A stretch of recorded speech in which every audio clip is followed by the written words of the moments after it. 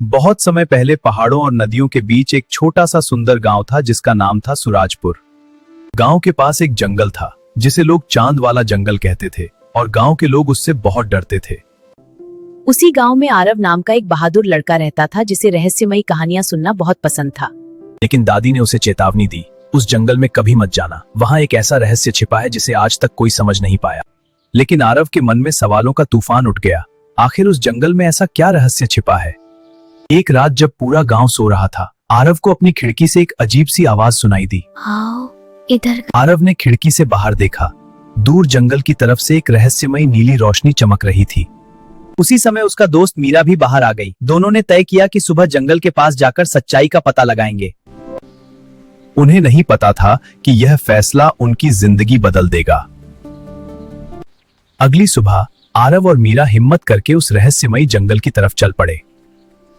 जैसे ही वे जंगल के अंदर गए, उन्होंने पेड़ों पर अजीब पुराने चिन्ह देखे। तभी जमीन पर उन्हें एक पुरानी चाबी मिली और उस चाबी पर बना था एक चमकता हुआ चांद। चाबी मिलने के बाद आरव और मीरा हिम्मत करके जंगल के अंदर और आगे बढ़ते गए। थोड़ी दूर जाने पर उन्हें जंगल के बीच एक बहुत पुराना और टूटा हुआ मंदिर दिखाई दिया।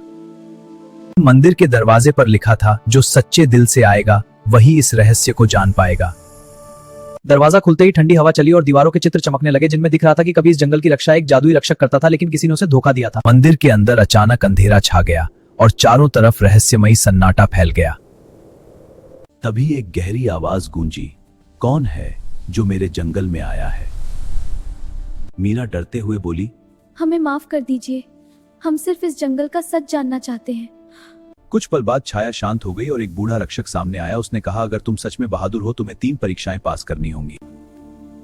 पहली परीक्षा है डर पर जीत। अचानक पूरा मंदिर अंधेरे में डूब गया और चारों तरफ डरावनी आवाजें गूंजने लगी। मीरा डर गई, लेकिन आरव ने उसका हाथ पकड़कर कहा, डर असली नहीं है, हमें हिम्मत रखनी होगी। जैसे ही उन्होंने डर पर काबू पाया, अंधेरा गायब हो गया और रक्षक मुस्कुराया। पहली परीक्षा पास। अब रक्षक ने उनसे पूछा, अगर तुम्हें खजाना और अपने गांव के लोगों की मदद में से एक चुनना हो तो तुम क्या चुनोगे? आरव ने बिना सोचे तुरंत जवाब दिया, हम खजाना नहीं, अपने गांव के लोगों की मदद चुनेंगे। मीरा ने भी मुस्कुराकर सिर हिलाया। वह भी वही फैसला करना चाहती थी।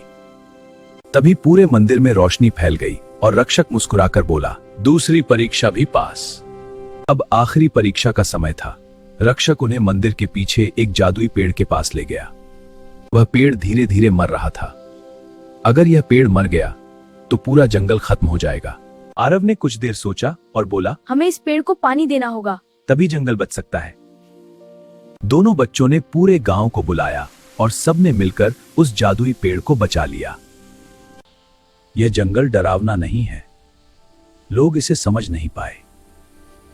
असल में यह जंगल प्रकृति की रक्षा करता था, लेकिन डर के कारण लोग इससे दूर हो गए थे। लेकिन आरव और मीरा की बहादुरी की वजह से अब पूरे गांव को इस जंगल का सच पता चल गया।